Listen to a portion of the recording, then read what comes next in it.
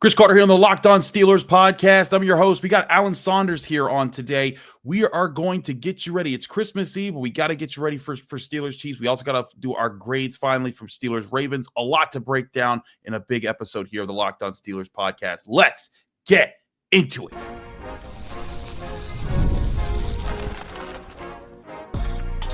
You are Locked On Steelers, your daily Pittsburgh Steelers podcast. Part of the Locked On Podcast Network, your team every day.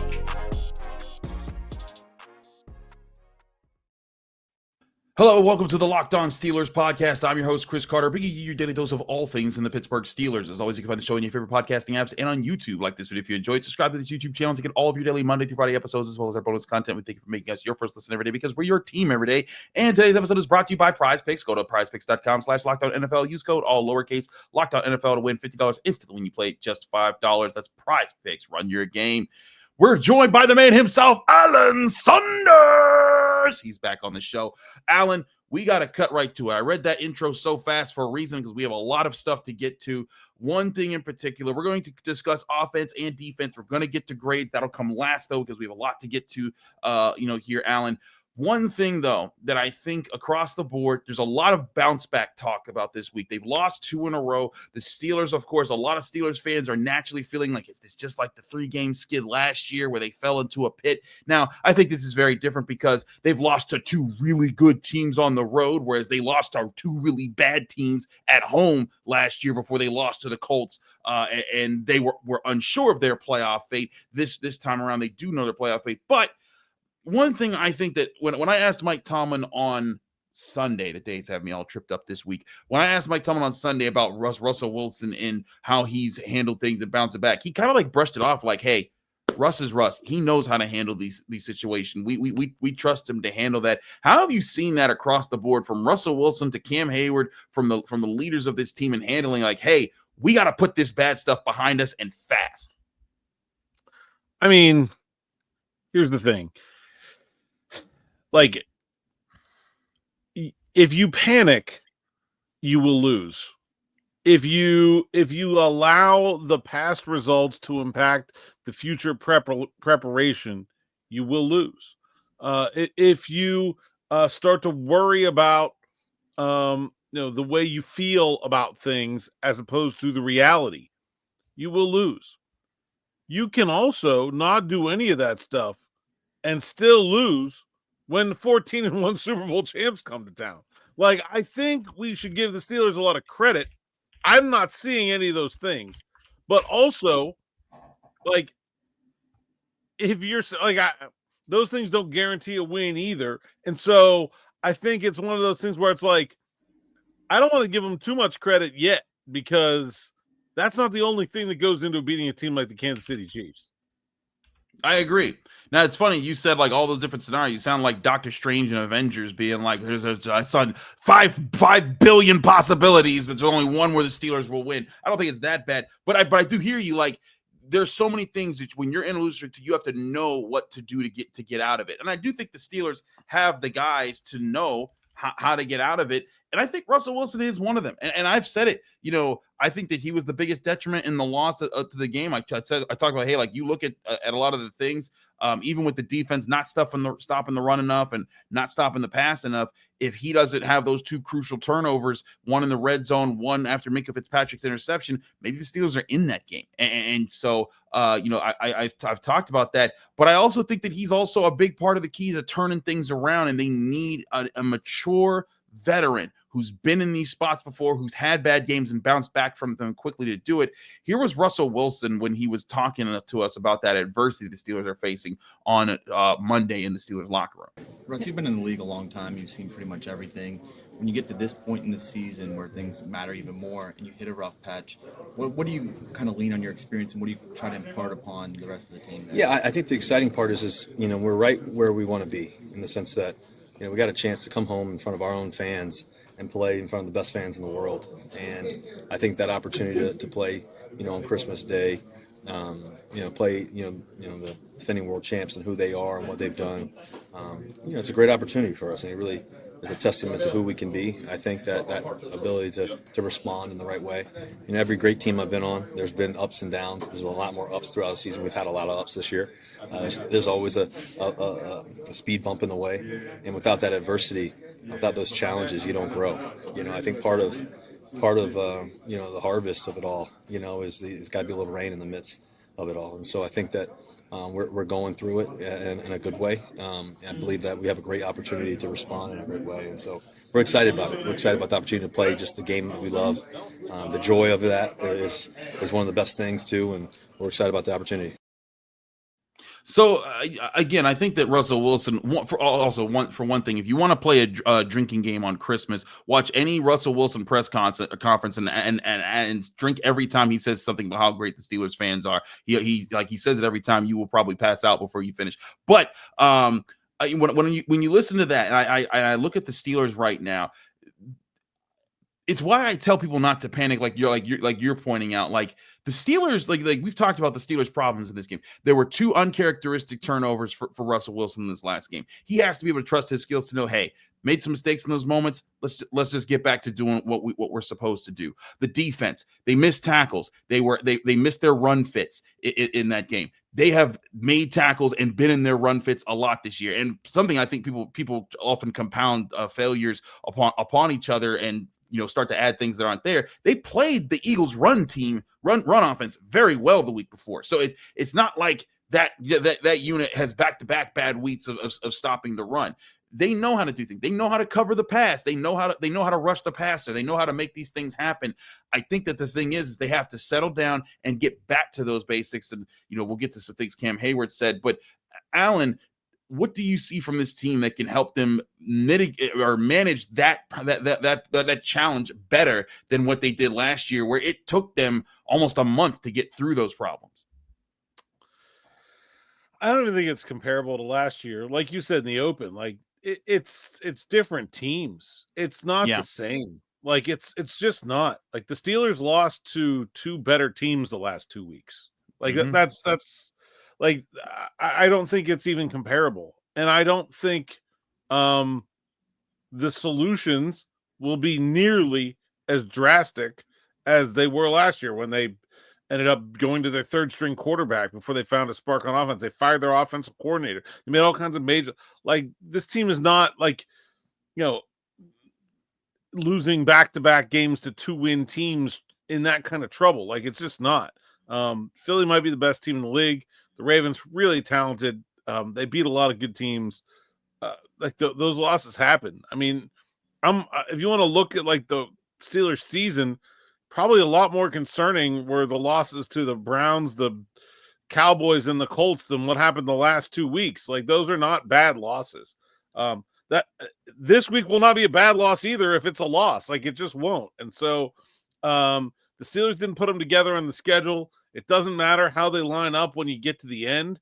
I don't think we're really going to find out the success or failure of the Steelers' sort of team leadership until we get to the postseason. And by the way, we are getting to the postseason. I know for some of you, the sky has been falling. Maybe you need to be reminded of that. The Steelers clinched the playoffs faster than they had in the last 5 years. And so I think, I think it's a lot of TBD, but, I look at the leaders on this team, Landon Roberts, Patrick Queen, Russell Wilson, Isaac Seumalo. There's a lot of been there, done that guys, and they've had some in the past, certainly, but like I don't see that being the problem if they go lose to Kansas City this week or if they go founder somewhere down the line. Like I just don't. I feel you that I think this team can be mature enough to stand tall. Because again, I also don't think they went into the Ravens game with their heads hanging after the Eagles loss. I think, in fact, they had the game plan, I think, to win the game. They just had 2 critical errors from one of their key players in big moments, and then they had some other errors in different areas. Those things happen. But I think that the key thing is they have to bounce back this week. One of the other big factors that played into that game is that they were a little limited on some of their resources. And not that it's an excuse, but George Pickens was missing. That's a big loss. Deshon Elliott was missing. That's a big loss. Larry Ogunjobi, not as big, but still another contributor up front where they couldn't stop the run for the first time in a while. And, of course, Donte Jackson and eventually Joey Porter Jr. But injury reports brought some good news for the Steelers for the most part. We'll talk about that next here on the Locked On Steelers podcast. Chris Carter, Alan Saunders, stick with us. We'll be right back.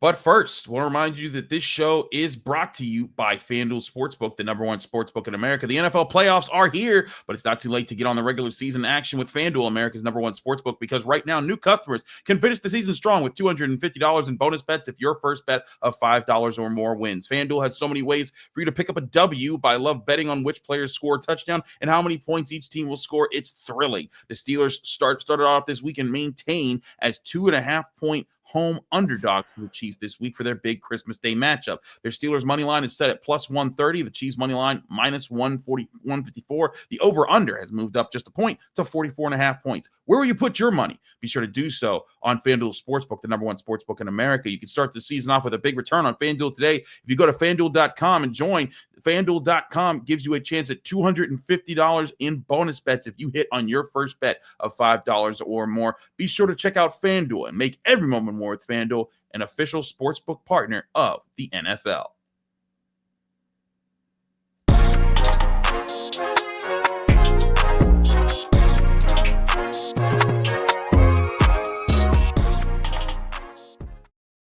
Back here on the Locked On Steelers podcast, I'm your host, Chris Carter, here with Alan Saunders of SteelersNow.com. Alan, George Pickens' return, big deal in a lot of respects, not just for what he can do, but for what he can open up in the offense. Russell Wilson also addressed that on Monday in the Steelers locker room. Here was him when he was asked about George Pickens, and listen to how he kind of spreads it around to every single person when our guy Jeff Hathorne asked this question. How would you describe the impact George makes with your? Yeah, I mean, George is a special player, man. He's been special for us all year. In my opinion, he's one of the best receivers in the National Football League, without a doubt. The things that he can do with the football and catching, and his catching radius is remarkable. So I think the best thing that he brings is he strikes a fear in that defense. We got some guys. I was talking to Coach Tom Arth, a little bit, on the side of practice today. I was like, one of the you try to find the light in everything, and I was saying to him, one of the best parts is really seeing the guys that we do have. Watching Calvin Austin just become this, star-studded receiver in front of our eyes, and he's continuing to grow, he's continuing to work, is really special. Seeing guys like Van continue to make plays for us, the seam ball he ran, guys who step in like Ben Skoranek, and obviously Scotty Miller's been clutch for us. Mike Williams has been clutch for us in key moments. So there's a lot of trust that's been built with the receiving room, and because of the time under tension that we put into the work. And George is obviously the lead candidate of all of that. He just does a tremendous job of getting the extra work on the side, and he loves the game. And there's only so many people in the world, and you can count them on one hand that can do what he can do. So, Alan, I agree with his point. He talked about how it opens up things for other guys. I do think that was another thing that I was actually impressed with the game plan of the Steelers. I do think that they needed to get the ball to Pat Freiermuth more, but they were moving the ball. They only had 2 3-and-outs in this last game, and they did it without George Pickens. With George Pickens in there, if they can maintain that sort of like, hey, let's distribute the football around, let's get it in space, and then use that to set up the run, which I think they also did pretty well in this last game. That could be a recipe for success for not just against the Chiefs this week, but for the rest of their way if they want to make a run this year. Yeah, that was actually one of the most disappointing parts of the timing of Russell Wilson having a tough game, was that I thought those depth receivers actually kind of did show up against the Ravens in a way that I probably wasn't expecting. I think Calvin Austin's a player that we've always thought had some ability, but I was skeptical that without a George Pickens in there, that the Steelers would find a way to get the rest of those guys open enough to make the kind of impact they were making. And honestly, I think could have made more. I mean, when I watched back the tape, I thought there were a lot more plays to be made in the passing game than what were made out there. I agree. They got to get the ball to Pat Freiermuth more. I joked to Pat today, he needs like one of those like little flags that you make your kid at Disney World wear so they don't get lost.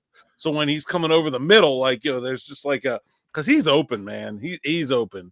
Yeah. They got to find a way to get on the ball. And so, I think that was an underrated part of Wilson having a disappointing game. But I also don't think it's any surprise the Steelers go 1-2 without George Pickens in the lineup. We kind of knew from March that if like these were Yeah. wide receivers and this happened, it was probably going to go poorly. And shocker, it hasn't gone very well. Yeah, it hasn't. But again, they're getting him back in this game. I think it's a big boost to the offense. Meanwhile, on defense, they're also getting back multiple players that I think will be just decent boosts, especially Deshon Elliott. I think you could see his presence being missed there, especially in the run defense, in this game, and especially in the pass defense in both games. I think he's been a guy that's really helped erase tight ends, help, cover guys over the middle, take on certain assignments, and it's kind of forced Minkah Fitzpatrick to step out of his role and play more of kind of what Deshon Elliott's asked to do in the Steelers defense. And, whereas he's made some plays in that role, and we'll talk about that in our grades, but he's also made some mistakes. And I think he's also, as some people have talked about it, there's a little bit of hero ball where not just him, but even Cam Heyward admits, like, hey, I was trying to do too much. The Steelers, in the midst of facing these really good teams, and yes, they're shorthanded. They're trying to make adjustments off of that, and some of their adjustments are stepping outside of their role, trying to make a big play. And when they miss, it proves more costly. And I think that compiled upon them, especially in this Ravens game, where they were giving up big plays in the pass and the run. Yeah, I think Deshon Elliott is a big deal. The Steelers have been they've gotten beat by tight ends a good bit this year. I think they're in the I think they're about 10th in terms of like fantasy points allowed to tight ends this year. Give up 2 touchdowns last week to like non-competitive defense. Like it just like wasn't even close. Yeah. And so I think when you do that, and then the next week you have possibly the best tight end in NFL history coming into your building. Yeah. Well, you better get that fixed real quick. I know Kelsey is not necessarily having the statistical season that he's had in years past, but man, if you're leaving like those guys wide open, if you leave him open like that, he will absolutely gash you. And so I think they got to figure it out, whether it's Elliott returning or whether it's some other combination of other things or whatever. I think they got to figure it out. Definitely a lot of hero ball on defense. Definitely a lot of guys looking at each other after plays like, I thought you were going to do that. I thought I was supposed to be doing that. And that this defense is too talented for that kind of stuff to be happening. There's really no excuse. I understand they're missing pieces. That they're still too good for that. And I don't expect it to continue, but if it does, it's not going to be pretty. It's not going to be pretty, but I think it's also important that the players know that they're not making excuses for themselves. Like Russell Wilson took accountability after the game for his problem, so many of the Steelers defenders take accountability. And Mr. Accountability, Cam Heyward, talked about that Monday in the locker room. I thought it was interesting, some of the things he said about just doing your job and focusing. Here was Cam Heyward from the Steelers locker room on Monday. Cam, what are you guys focusing on to kind of get back into the groove that you guys have been in on defense? Past couple of games, past the Browns lost, the Eagles lost, and the Ravens lost, all double-digit missed tackles from you guys. How do you fix that? Being accountable and being in the right spots. Half the missed tackles is just us out of our gaps, or guys just trying to do too much. If you're in the vicinity of where you need to be, there's less chance for that error, and got to clean that up. Got to get back to playing our ball. I'm looking forward to doing that. What do you think's kind of behind you guys being out of gaps and not doing the things that you were doing so well earlier in the season? Not trusting what we got to do. Myself included. I just think we got to rely on what we got into. It's your fundamentals, it's your technique, it's your execution of plays. It's a mixture of all of that, and then remembering that if one guy does his job, then we can rely on everybody doing their job. And that's kind of like somebody trying to do too much. Yeah. That type of thing. I think if you watch our last game in particular, especially early on, I think we, myself, I was playing too many blocks and trying to do too much, but this defense is made on everybody just doing their job. So I look at that and I hear Cam Heyward, and I think that there's a point to it, is that, like, look, for all the complaints, I know there's a lot of people that do not like Terrell Austin in his defense, but when the Steelers played to the defense in the scheme, it does work. They limit opportunities. I think that's something that when they've been at their best, it's there's people who want certain splash plays here and there, but a lot of times they are often in position, to win plays and to force tight passing windows or to force teams to have to make really incredible moments to make big plays. And sometimes teams have, but most of the times they haven't this season. And yeah, sure, the last 2 weeks it hasn't gone well for the Steelers defense, and they've allowed some big plays to two really good offenses. But I look at what they've done, and again, I think that what Cam Heyward's point is, and what we were kind of talking about at the top of the show, if they simply do what is within their power, within their own capabilities, they can right the wrongs and they can make more plays, be in position more often, and force the Chiefs to have to be a much better team to beat them in this game. And again, the Chiefs are a very good team, even a great team, but you can't, like you said, if they force it so that Travis Kelce or whoever else isn't getting wide open looks in the end zone, it's going to give them a better chance to compete with this really good team. I don't even know what people are talking about. If you're talking about Terrell Austin after that game, I guarantee he didn't draw it up with two guys covering Flowers and nobody covering Andrews. I'm 100%. It was not on the chalkboard that way. So like, I mean, maybe like and again, like the when you miss 20 tackles, like I don't consider that's not coaching. Players got to have responsibility, and they don't have a lack of talent on this team. Even with the guys injured, the players that are coming in are veteran guys that know the defense, that have played in the league before. So like Mon Adams and Dean Lowry and DeMonte Casey are a bunch of scrubs. Like they're just not. Those guys have been there. Like it's not an excuse for missing tackles, and so this defense is just too good to keep playing that way. I don't think it will, but I'm not going to blame anybody other than the guys on the field making those mistakes for it, unless I see something other than what I saw last week. Yeah, again, I thought the Steelers had right plans in place. They missed opportunities. They went through. There were some times where I think their players read the wrong keys. Like, hey, alignment's right here. Just go here. And they're like, no, why are you going that way? I think sometimes you have bad days, and it's easier to have a bad day when you're facing a really good team and you're starting to guess because that really good team's hitting on their cylinders. And look, the Ravens are hitting on theirs, and we said, for a while, eventually Lamar Jackson was going to have a really good game against the Steelers, and he had one.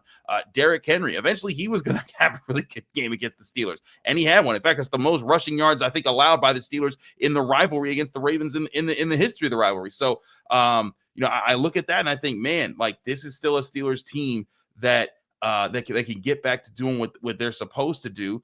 Because again, I think that they have the capabilities, like you said, they have the talent, but they have to be able to do it on both sides of the ball. Will they do it? We'll go over that. Up next, we are going to do our Stars and Skulls grades. We're also going to fit in a prediction for Steelers Chiefs in that segment. So don't go anywhere. We still got a lot to discuss right here on the Locked On Steelers podcast. But first, I remind you this show is brought to you by Prize Picks. If you love watching the game, you're going to love Prize Picks, the easiest and most exciting way to play daily fantasy sports. Whether it's football, basketball, or any of your favorite sports, Prize Picks makes your holidays bigger and brighter. You can now win up to 1,000 times your money on Prize Picks. Plus, in the holiday season, they're giving away $30+ million in rewards for Picksmas and offering 2 free picks in December. When your picks hit, Prize Pick makes it easy to cash out. You can get your money in as fast as 15 minutes. This week, look at Jared Goff for getting more than 230 passing yards and Saquon Barkley for more than 1 touchdown. It's quick, simple, and so much fun to challenge yourself and your friends. Prize Picks is the fun new daily fantasy game that everyone needs to start playing right now. Download the Prize Picks app today and use code LOCKEDONNFL to get $50 instantly after your first $5 lineup. That's right, $50 instantly when you just play just $5. Prize Picks, run your game. We're also brought to you by Rocket Money. Did Rocket Money help you find any subscriptions you forgot about or that you were paying for twice? That definitely happened to me. I had a few subscriptions that I didn't even realize I was paying for. Rocket Money made it so easy to track them all down and get rid of them and make my finances better. It's like having a personal assistant for your finances. Rocket Money is a personal finance app that helps find and cancel your unwanted subscriptions, monitors your spending, and helps lower your bills so you can grow your savings. It brings everything together in one place, whether it's subscriptions, your spending habits, or even your goals. you want to hit this year. Rocket Money has over 5 million users and has saved a total of $500 million in canceled subscriptions, saving members up to $740 a year when using all of the app's premium features. For me, one of the best features is the subscription tracker because I've used it to cancel services I wasn't even using anymore, and I've already saved a ton. Plus, they have a goals feature that I've been able to automatically set aside money for my future. No more stressing and budgeting every month. Cancel your unwanted subscriptions and reach your financial goals faster with Rocket Money. Go to rocketmoney.com/lockedon today. That's rocketmoney.com/lockedon. rocketmoney.com/lockedon.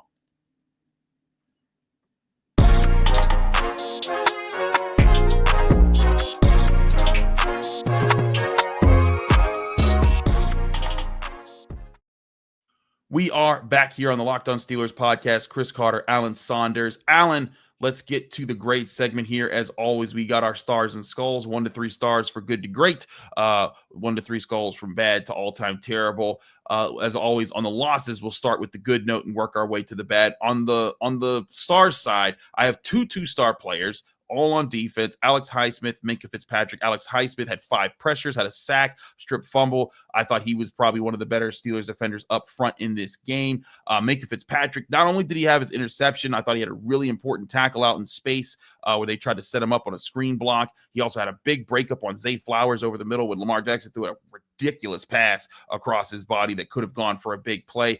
There were some plays that he missed here and there, but all in all, I thought he was a better contributor, maybe even the Steelers' best player on defense in this game. Any complaints about my 2 stars here, Alan? Not sure I'd have one from Minkah. He did make a couple of big plays. I think he was also guilty of some of that hero ball too that we were talking about. He was, and that's why he didn't. And yeah, I mean, I don't know. I guess it depends on how harsh you want to be with that. But I agree with Alex Highsmith. I thought he was really good in a game where you kind of knew that TJ Watt wasn't going to be 100%. They really needed him to step up, and I thought he did. Yeah, it's tough. I think you probably, there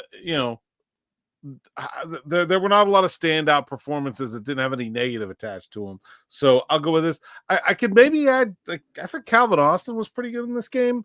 Maybe it was just one big play, and there isn't another one to give him a second one. But the only target he didn't catch was that long 4th down where he was basically playing defense. I thought he had a pretty good game. I thought he did too, which is why I gave him a 1-star performance. I gave him TJ Watt, Colas Waitman, Cordero Patterson, Michael Pruitt, Najee Harris, Jalen Warren, Ben Skoranek, Van Jefferson, Isaac Seumalo, all got 1-star performances in this one. Colas Waitman actually really punted the ball well in this game. I think he's continues to show that he should be signed long-term with this team. But to your point, Austin made big plays. And I think that's, again, the disappointing point of Russell Wilson's performance. We'll get to his performance in a bit here. But looking at how many Calvin Austin had some big plays in this game. Cordero Patterson, that was a ridiculous catch in the end zone that he made. Michael Pruitt with a good touchdown reception. Najee Harris and Jalen Warren both averaged 4.4 yards per carry or more. You even had Skoranek and Jefferson making plays. Isaac Seumalo, because he was the only Steelers offensive lineman to not give up a pressure in this game. Those are my 1-star grades here. Alan, any complaints or additions here to this list? I don't think I have any complaints. I think that's a pretty good list. I might throw James Pierre on there. He had the forced fumble on special teams. And also Rashad Bateman, 1 catch, 14. I'll give most of the credit for that to JP. Well, that's crazy because I thought James Pierre got beat a few times in this game, so I gave him a 1-skull grade. I wasn't that harsh on him. In fact, here are my 1-skull grades. I had James Pierre, Corey Trice. Again, not too harsh on them because I think that they weren't the biggest problems in the defense. Dan Moore Jr., he didn't allow a sack, though he did allow several pressures. I also threw Patrick Queen and Landon Roberts with 1 skulls, not 2 skulls, because Queen did have a big breakup on a deep ball. I thought he made some plays. He also missed some tackles. But when I was looking at the run defense, I didn't think he was the biggest problem. Also, Landon Roberts with that 3rd and short stop. If he didn't have that, it might be worse. But both of them made plays to at least mitigate their other mistakes, but still not enough to avoid a skull grade in this one. Montrevious Adams, I thought he could have been better, but wasn't terrible. Chris Boswell, just simply before the kicking the ball out of bounds, which kind of flipped momentum and gave the Ravens a short field at that point. Other than that, there 1 skull grades. Is there anyone I should be more harsh on this list right now, Alan? No, I think that's a pretty good list. I agree with Moore. It's interesting. Like, didn't give up the kind of gaudy sack totals that he has in the past. That Right. I thought Russ just had a hard time with the pressure all day, and so I think it's appropriate to talk about the offensive line that way. I thought it really impacted the way he played. Certainly, and we'll get to a lot of the offensive line with this next one here. 2 skull grades, a lot of the defense too. So actually, not that many offensive linemen here, but more coming up. Keanu Benton got 2 skulls. I thought him and Cam Heyward both got 2 skulls. Both of them got pushed around way too much in the middle. I thought that led to a lot of the problems in the run game. Nick Herbig was out of sorts in the run game. I thought he could have been better. Beanie Bishop was beat quite a bit. DeMonte KZ, Cameron Sutton, both out of place multiple times.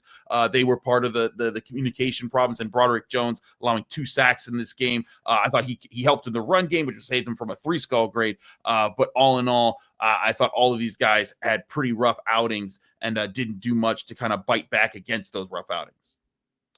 Yeah, I think that's the last thing there is the key, because I think the run of play was pretty bad for the Steelers in a lot of ways, and sometimes you can mitigate it. That's why I kind of shout out Pierre, because I thought the forced fumble could have been a big play. But like, there just weren't enough of those. And when you're getting beat, you got to have somebody to turn the tide, and especially guys like Cam Heyward, who are the guys that this team looks to be that guy. They didn't get it from him. So yeah, I think this is fair.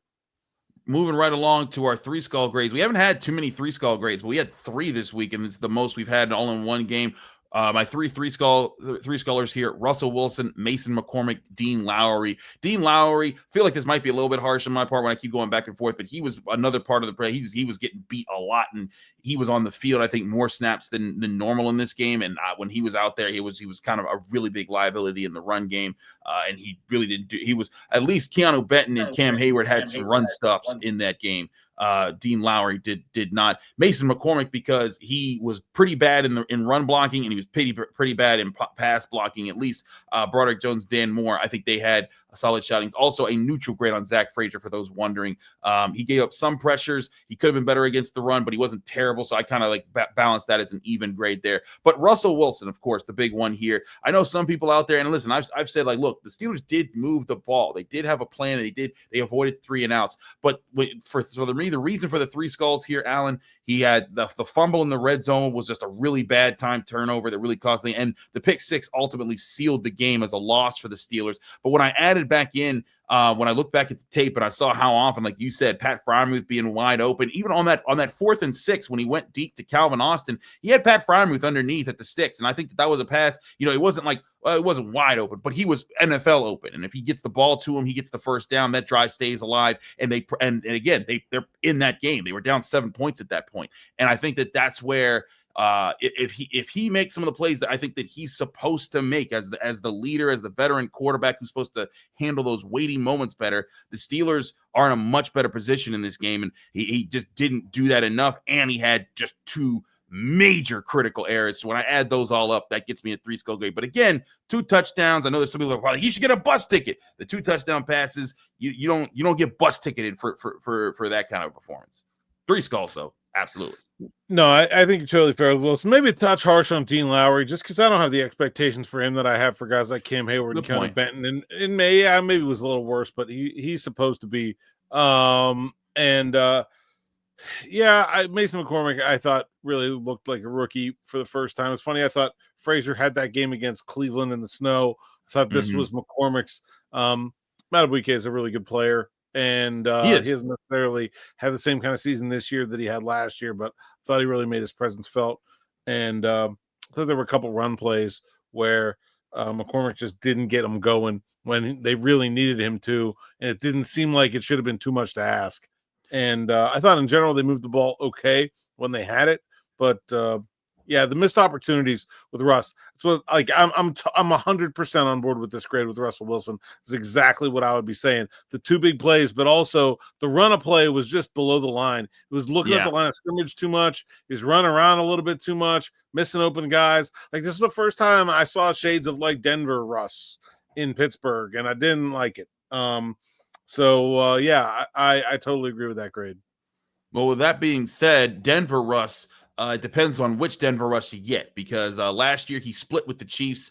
and was able to win a game where he threw 3 touchdowns and no interceptions, granted also under 200 yards in that game. But that brings us to this next point, and this is the final point of the show here, Alan. We're doing crossover Thursday on Wednesday for tomorrow for Christmas. But because a lot of people probably aren't going to listen Christmas morning, I want to do our predictions on this show. Alan, normally this is Jenna's role here in the show, so I'll give it to you. Steelers, Chiefs. The Steelers are 2.5-point home dogs. How we do these predictions, you give us your X factor turning point of the game where you see the things hinge. You give us and then you give us your final score, how it gets to there, and who you think's going to win. So all that being said, give us your rundown of how this game goes. My X factor turning point is, can Deshon Elliott fix all of the problems on defense? I know he's really good, and we talked a lot about him being really good, but can he shore up the run game tackling, and can he cover Travis Kelce or fix the communication so that other people can cover Travis Kelce? I think that's a lot to put on one man's plate. Obviously, it's going to have to be more than him, but to me, that's the matchup. Like, how different does this defense look with him back? If it just goes straight back to the way things were, well, then probably should be voting for Deshon Elliott for the Pro Bowl. But also, that they need it. They need it. If it's not all fixed from his presence, then the rest of the guys around him need to step their game up. I think on offense, I do expect them to get George Pickens back. Obviously, that's going to make a big difference. This Kansas City defense is way underrated, though, man. It is going to be a slog to move the ball. I think the Steelers are going to struggle to have consistent offense. I think the key for the Steelers to win this game is to get Kansas City to play in the mud with them. They can't let this turn into a shootout. I don't think they can keep up. We've seen them do it against Cincinnati, but this is a different level of defense. And so I do think there's a path the Steelers win. I'm not particularly confident in that happening, though. I think this Kansas City team is really good. I think people have actually underrated a 14-1 team, which is incredible to me. I think the Chiefs are going to win pretty easily. I'll say 28-13. See, I think that the Steelers are going to bring them into the mud. I think that they are going to be able to get them there.